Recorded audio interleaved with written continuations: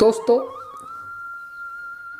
हम लोग देवी देवताओं को पूजते हैं। क्यों? क्योंकि हमारे पुरखे पूर्वज बाप दादे भी यही करते थे। जिन देवी देवताओं को देखा नहीं, उनको हमारे पुरखे पूर्वज पूजते थे, वही कार्य हम कर रहे हैं। जबकि रामचरितमानस में साफ लिखा हुआ है, कलयुग केवल नाम आधारा, सुमिर सुमिर नर उतरहि पारा।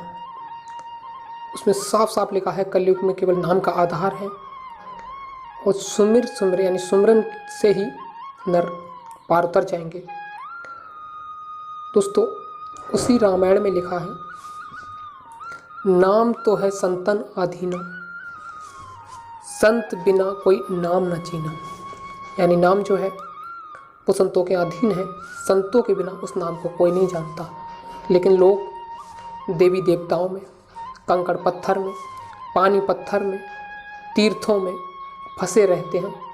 जबकि रामायण में साफ लिखा हुआ है, संतों के पास जाओ, वो जो नाम है जिसके सुमिरन मात्र से नर पार उतरेंगे, वो संतों के अधीन है, संतों के पास है, उसको ले लो। संतों के पास पहुंचने के बाद जब वो नाम दे दें आपको, तो आपको लग जाना चाहिए, कंकड़ पत्थरों में नहीं फंसना चाहिए। साहिब कबीर फरमाते हैं, पाथर पूजे हर मिले, तो मैं पूजूं पहाड़, तासे तो चाकी भली, पीस खाए संसार। दोस्तों,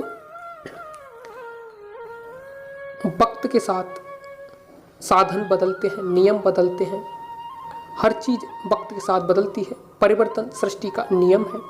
परिवर्तन के साथ सारे साधन बदलते हैं। आपको भी लकीर का फ़कीर बन के नहीं रहना है।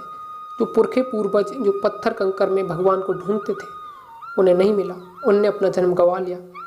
आप उस जन्म को मत गंवाइए। आप कंकर पत्थरों में, देवी देवताओं में मत उलझिए। संतों से जुड़ जाओगे, वो नाम मिल जाएगा। जब आप लग जाओगे अपनी भक्ति में, तो वो देवी देवता स्वर्ग वैकुंठ के जो है वो आपको इसी मनुष्य शरीर में मिलेंगे। ऐसा नहीं है कि देवी देवता नहीं मिलेंगे, लेकिन संतों से जुड़ने के बाद बिना गुरु के कोई भी देवी देवता नहीं मिलेगा। तभी तो कहा है, गुरुविन माला फेरते, गुरुविन देते दान, गुरुविन सब निष्फल गया, बूझो वेद पुराण। वेद पुराणों में साफ साफ लिखा हुआ है, बिना गुरु के आत्मकल्याण नहीं हो सकता।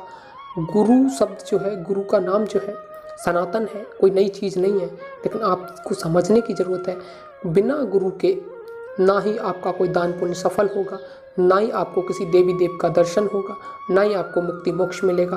गुरु बिना कुछ भी संभव नहीं है। भगवान श्री राम ने भी गुरु को बनाया, भगवान श्री कृष्ण ने भी गुरु को बनाया।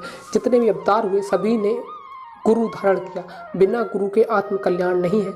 सुखदेव जी भी बैकुंठ में नहीं ठहर पाए बिना गुरु के। नारद जी को भी गुरु बनाना पड़ा। जो भी होते हैं सबको गुरु बनाना पड़ता। बिना गुरु के कलयुग में मुक्ति मोक्ष नहीं है। कलयुग में क्या, किसी भी युग में बिना सदगुरु के मुक्ति मोक्ष नहीं है। इस बात को याद रखिए। देवी देवताओं की पूजा गुरु की पूजा के समान कुछ नहीं है। यदि आपको गुरु मिल गया तो फिर समझो आपको स्वयं परमात्मा मिल गया। क्योंकि कहा है, नर नारायण रूप है, मत समझो तुम देह। वो नर नारायण, नर रूप में नारायण स्वयं है, उनको देह मत समझो, साधारण मनुष्य मत समझो। कहा है, गुरु को मानुष जानते, तेनर कहिए अंध, जन्म मरण छूटे नहीं, पड़े काल के फंद। जो गुरु को साधारण मनुष्य समझते हैं, साधारण मानव समझते हैं, वो केवल अंधे के समान है। उनका जन्म मरण छूटना तो दूर, वो काल के फंदे में पड़े रहेंगे, जन्म जन्मांतरों तक ऐसे ही भटकते रहेंगे। दोस्तों, गुरु की महिमा को समझना चाहिए। अगर देवी देवताओं में, कंकर पत्थर में उलझे रहोगे तो फिर आपका जीवन जो है व्यर्थ में चला जाएगा। इसीलिए आपको देवी देवताओं से भी मिलना है, स्वर्ग वैकुंठ भी देखना है, तो जीते जी इसी मनुष्य शरीर में आपको देवी देवता भी मिलेंगे और आपको मुक्ति मोक्ष भी मिलेगा, परम प्रभु भी मिलेगा। तभी तो कहा है, गुरु गोविंद दो खड़े, काके लागू पाए, बलिहारी गुरु आपकी, जिन गोविंद दियो लखाए, जिन गोविंद दियो मिलाए। यानी गुरु गोविंद दोनों खड़े हैं तो किसके पैर लागू। फिर कहता है शिष्य कि बलिहारी गुरु आपकी है कि आपने गोविंद को मिला दिया, गोविंद को दिखा दिया। तो दोस्तों, गुरु ही सर्वोपरि है। तभी तो कहा है कि तीन लोक नौखंड में गुरु से बड़ा न कोई, कर्ता करे न कर सके गुरु करे से होए। तीन लोक और नौखंड में गुरु से बड़ा कोई नहीं है। स्वयं कर्ता जो नहीं कर सकता वो गुरु करते हैं, वो हो जाता है। दोस्तों और बताया है, गुरु प्रसन्न और सब जग रूठे फिर भी उसका रोम न टूटे। यानी गुरु अगर किसी पे प्रसन्न हो जाए, पूरा संसार ही क्यों न रूठ जाए, फिर उस शिष्य का एक रोम नहीं कोई तोड़ सकता। दोस्तों इस बातों को याद रखिए। रामायण को मानते हो लेकिन रामायण की नहीं मानते, जबकि संतों के अधीन नाम है। देवी देवताओं से ज़्यादा संतों को पूजिए।